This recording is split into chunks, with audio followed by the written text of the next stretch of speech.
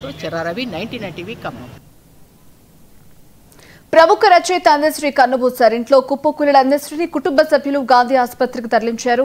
ఆయన అప్పటికే మృతి చెందినట్లు వైద్యులు తెలిపారు. అందశ్రీకి ముగ్గురు కుమార్తెలు, కుమారుడు. అందశ్రీ మృతి పట్ల పలువురు ప్రముఖులు, రాజకీయ నాయకులు సంతాపం తెలుపుతున్నారు. ఇక తెలంగాణ రాష్ట్ర గీతం జయ జయ హే తెలంగాణను రచించారు. కాకతీయ విశ్వవిద్యాలయం నుంచి గౌరవ డాక్టరేట్ పొందారు. ఇక అశు కవిత్వంలో తిట్ట పల్లె నీకు వందనాలమ్మో మాయమైపోతున్నాడమ్మో మనిషన్నవాడు పాటలు ప్రసిద్ధం.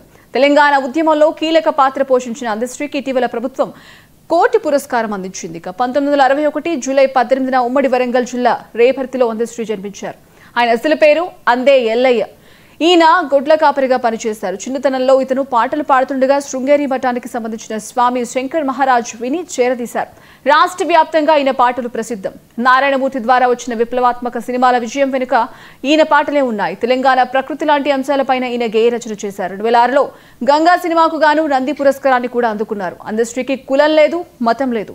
ఆయనకు 4 పిల్లల సర్టిఫికెట్స్ లో కులం ఉండదు. చిన్ననాటి నుంచి వెంట వచ్చిన కష్టాలను మర్చిపోవడానికి రామాయణం, యక్షగానాలు, కోలాటాల్లో మునిగిపోయారు. తెల్లవారు మూట కొట్టడం, అక్కడ పనిపాటలు అల్లుకోవడం, అసువుగా పాడడం అబ్బింది. ఏక సంతాగ్రహి కావడం వల్ల ఆయనకు అలవోకగా బాణీలు, చరణాలు తోబుట్టులయ్యాయి. పాట ప్రవాహమైంది. తన గుండె గాయం సలుపులు తీస్తున్న కొద్దీ కంఠఖేయం చిక్కైంది. ఇక కూలి పని మేస్త్రి పనిలాగా ఇలా కనపడ్డ ప్రతి పని చేశారు. బువ్వలేని బతుకు, దుఃఖపూరితమైన జీవితం గడిపారు. 60 ఏళ్ల అందశ్రీకి జీవితం వడ్డించిన విస్తరి కాదు. వలపోతల కాగితం, తిరగబడుతున్నోడు గొప్ప కవి కాదు కదా, కనీసం కవి కూడా కాలేడు. లొంగిపోయేది వంగిపోయేది జీవితం కాదు అంటాడు అందశ్రీ. జై బోలో తెలంగాణ జనగర్జనల జడివానా అని అందశ్రీ పాడితే ఉస్మానియా యూనివర్సిటీ తొట్టెలలో వేసిన శిశువులా ఊగిపోయింది. కాంక్రీట్ జంగల్లో మాయమైపోతున్న మానవుడిని వెతుకుతున్న సంచారి. ఆయనవి జోలపాటలు, జోకుడు పాటలు కాదు. రాజ్యం జోకొట్టి పడుకోబెట్టేవారి జబ్బజరిచి నిద్రలేపి ఆత్మగౌరవ యుద్ధానికి సిద్ధం చేసిన పోరు పాటలు. అవి మండే నిప్పు కణికలు.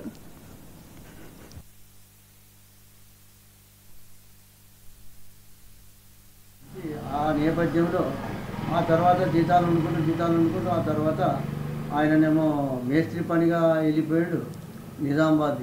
నేనేమో ఉస్మాబాద్కి వెళ్ళిపోయినా. నిజామాబాద్ మేస్త్రి పని చేయడానికి పోయిండు. మేస్త్రి పనికి పోయాడు. అంటే పెళ్ళి అయినాకనే పోయిండా? పెళ్ళి కాలే అప్పుడు. పెళ్ళి కాలే. పెళ్ళి అయిందో కాలేదో అప్పుడు ఇక చక్కగా తెలియదు. కాదు ఆ చిన్న అప్పుడు ఫస్ట్ భార్యది లద్దులు అన్నారు. నాకేం చక్కగా తెలియదు అది భార్యల విషయం. కానీ ఇప్పుడు ఉన్న మాత్రం బండపల్లి మళ్ళక్క. ఆమె ఇప్పుడు ఆమె సంతానం మొత్తం 3 బిడ్డలు, ఒక కొడుకు. 4 కొడుకు దర్శిస్తాయి. పెద్ద కూడా మ్యారేజ్ అయిపోయింది. 2 బిడ్డలు ఉన్నారు ఇంకా పెళ్ళికి.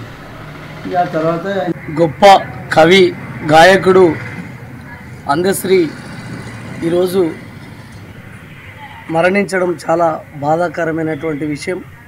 ఆయన స్వగ్రామం చేర్యాల నియోజకవర్గంలోని మద్దూరు మండలం రేపర్తి గ్రామంలో ఒక దళిత కుటుంబంలో పుట్టి వ్యవసాయం చేసుకుంటూ నిరుపేద కుటుంబంలో పుట్టినటువంటి అందశ్రీ గొప్ప కవిగా, గాయకునిగా తెలంగాణ రాష్ట్ర ఉద్యమంలో జయ జయ హే తెలంగాణ జననీ జయ కేతనం, ముక్కోటి గొంతుకలను ఏకం చేసిన కేతనం, తరతరాల చరిత గల తల్లి నీరాజనం.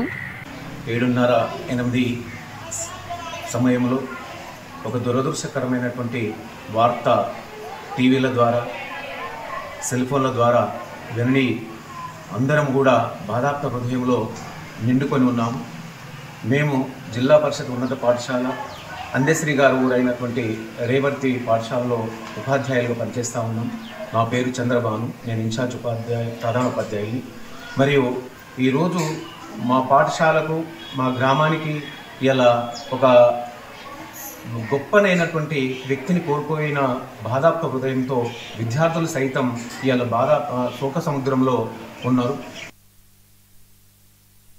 2006లో గంగా సినిమాకు అందశ్రీకి నంది పురస్కారం వరించింది. 2014లో academy of universal global peace doctorate, 2015లో దాశరథి సాహితీ పురస్కారం అందుకున్నారు. 2015లో రావూరి భరద్వాజ సాహితీ పురస్కారం, 2022లో అందశ్రీకి జానకమ్మ జాతీయ పురస్కారం, 2024లో దాశరథి కృష్ణమాచార్య సాహితీ పురస్కారం, లోక్ నాయక్ పురస్కారం అందుకున్నారు. రైట్, ఇక ఇవి బులెటిన్ అప్డేట్స్